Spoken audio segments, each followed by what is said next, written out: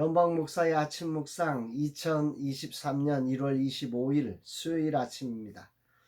오늘은 출애굽기 5장 22절로 23절 말씀을 통해서 믿음의 눈을 뜨면 이런 제목으로 말씀 묵상의 은혜를 나누겠습니다. 어제 오늘 추운 날씨가 계속되고 있습니다. 연휴를 마치고 다시 시작하는 날, 이제 금식과 보호식으로 지쳤던 저희 육체가 쉼을 얻는 소중한 연휴였던 것 같습니다. 이런 시간의 배치를 또 주신 하나님께 감사하고 힘을 충전해서 이제 새로운 출발로 또 한 해를 시작하려고 합니다.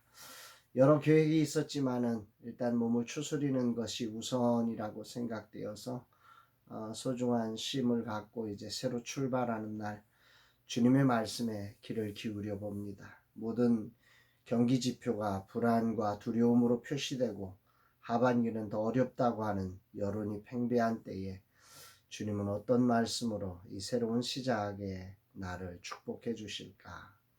본문에는 이스라엘의 작업 반장들이 원망하는 소리를 들은 모세가 다시금 하나님을 향해 불안한 마음으로 외치는 불평의 소리가 나옵니다. 모세가 하나님 앞에 11번에 걸친 불평의 소리를 하게 되는데 그 중에 6번째 불평의 소리가 오늘 본문 말씀입니다. 22절 23절 모세가 여호와께 돌아와서 아뢰되 주여 어찌하여 이 백성이 학대를 당하게 하셨나이까? 어찌하여 나를 보내셨나이까?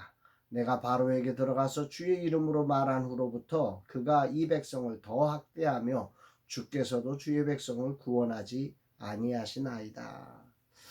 여기 보면 모세는 어찌하여라고 하는 단어를 2번 반복하면서 이 백성이 학대를 당하게 왜 만드셨고 또 그 일에 왜 나를 보내서 그 일을 했느냐, 뭐 이런 이야기를 하는 거죠. 이 부분을 이제 표준 세번역 성경으로 다시 한번 보면 이 말을 듣고서 모세는 주님께 돌아와서 호소하였다. 주님 어찌하여 주님께서는 이 백성에게 이렇게 괴로움을 겪게 하십니까? 정말 왜 저를 이곳에 보내셨습니까?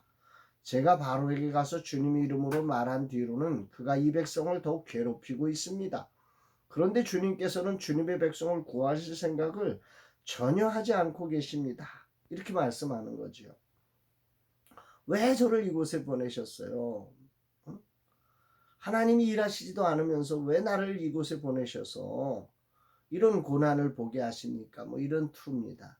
모세는 하나님의 말씀을 들었지만 하나님이 그 바로가 내가 그 이적을 베풀지만 그 바로의 마음을 완악하게 해서 듣지 않을 거라고 하는 이야기를 모세는 이미 들었잖아요. 그럼에도 불구하고 심각하게 그것을 생각하지 않았던 거죠. 사람은 사실은요, 똑같은 소리를 듣지만 다 자기가 듣고 싶은 소리만 듣는 거죠. 자기 생각에 하나님의 말씀을 전하면 바로가 듣지는 않아도 그렇게까지 행동할 줄은 이 모세가 생각을 못했던 거죠. 하나님은 거기까지 말씀하셨지만 모세는 자기 입장에서 듣는 거예요. 이게 인간의 들음이라는 생각을 해봐요. 분명 하나님께서 바로가 완악하여 듣지 않을 것이라고 말씀했음에도 자기 생각과 다른 현실에 모세는 왜 저를 보내셨습니까? 도대체 하나님 뭐 하시는 겁니까? 이러면서 지금 불평을 하고 있는 거예요. 자기 입장에 의해서 하나님을 재단해버리는 거죠. 그의 불평하는 이유를 살펴보면 2가지예요. 하나는 자기가 말한 후로 백성이 바로에게 더 학대를 받고 있다. 내 말 뭐가 되는 거냐. 뭐 이런 투고요.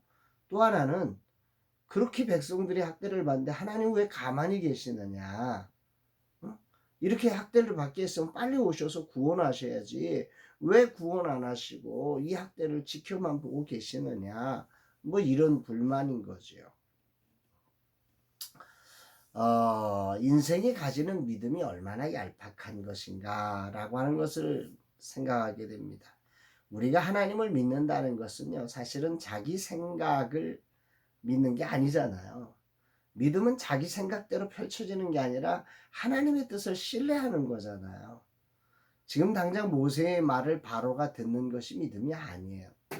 또한 말씀을 전함으로 백성들의 학대가 줄어들게 하는 것이 믿음의 목표가 아니에요. 믿음은 하나님의 뜻이 이스라엘 백성에게 자유를 주시는 것임을 믿는 거죠. 이런 과정이 이스라엘 백성들에게 애굽의 포로에서 자유를 주시려는 하나님의 거룩한 능력이 지금 역사하고 점진적으로 역사하고 있는 자리라고 하는 것을 믿는 게 믿음이거든요. 하나님은 지금 당장 자판기처럼 누르면 우리가 원하는 것을 내놓는 그런 기계가 아니에요. 그분은 우리가 순종해야 할 하나님이신 거죠. 우리가 그분을 신뢰하고 우리가 그분을 따라야 하는 분인 거예요. 무려 6번째 모세가 이런 불평을 하소연하고 있는데요. 사실 이런 불평이 무려 11번에 걸쳐서 계속되었습니다. 이걸 우리가 한번 생각을 해보면 하나님의 인자와 자비의 무궁함이 얼마나 큰지를 우리가 가슴으로 새길 수 있는 자리입니다.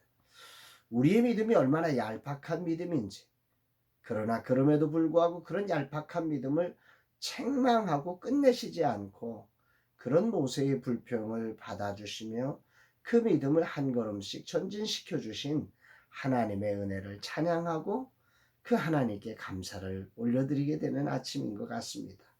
아울러 모세의 불평처럼 하나님이 주의 백성을 구원하지 아니하시는 것이 아니라 구원으로 인도하시는 최고의 길을 만들고 계심을 우리는 믿고 이것을 묵상해야 합니다. 오늘이라는 자리에 흘러나오는 불평거리를 내려놓고 오늘도 감사로 바꾸어서 오늘 이 자리에 하나님이 구원을 만들어가는 최적의 길을 만들고 계심을 믿고 감사로 올려드리는 날이 되어야 합니다. 오늘 나는 어떻게 해야 할까? 나에게도 모세가 외친 그런 불평거리가 있습니다. 인생이란 자리가 어찌 내 생각처럼 다 되겠습니까? 얄팍한 믿음으로 내가 그린 그림에 주님이 맞춰주시기를 바라며 그렇게 고집했던 순간들이 떠오릅니다. 이런 날을 그럼에도 불구하고 인자와 자비로 기다려주시고 다듬어주신 하나님께 감사를 올려드리며 오늘이라는 자리 최고의 구원의 길을 만드시는 하나님을 신뢰하며 감사로 오늘도 이 길이 구원의 길이라고 믿고 외치는 날이 되기를 기도합니다. 바울이 외쳤던 믿음의 고백이 오늘 나의 고백으로 외쳐집니다. 빌립보서 1장 19절 이것이 너희의 간구와 예수 그리스도의 성령의 도우심으로 나를 구원에 이르게 할 줄 아는 거로. 바울은 자신이 감옥에 갇혀 당하는 고난이 자신을 구원에 이르게 할 줄 안다고 고백하고 있어요. 너희의 간구와 예수 그리스도의 성령의 도우심으로 말입니다. 오늘이라는 자리 불평거리 없는 날이 있을까 생각해 보면 아마도 자세히 살피면 모든 것이 다 불평거리가 존재할 것입니다. 그러나 믿음의 눈을 뜨면 모든 것에 하나님의 놀라운 구원의 길을 닦는 손이 보여지게 될 것입니다. 이런 믿음으로 오늘도 겸손히 기도하며 이런 일을 통해 구원의 길이 열릴 것을 아는 믿음의 사람으로 살아가기를 결단하고 기도합니다. 주님, 이 종을 붙잡아 주셔서 오늘도 믿음으로 이 길에 불평을 몰아내고 구원에 이룰 줄 아는 자로 감사하며 걷게 하여 주옵소서 고백하게 됩니다. 이 하루 정말로 이런 믿음으로 우리 하나님이 최적의 구원의 길을 만들고 계심을 믿는 믿음으로 걷는 복된 날이 되기를 주의 이름으로 축복합니다. 사랑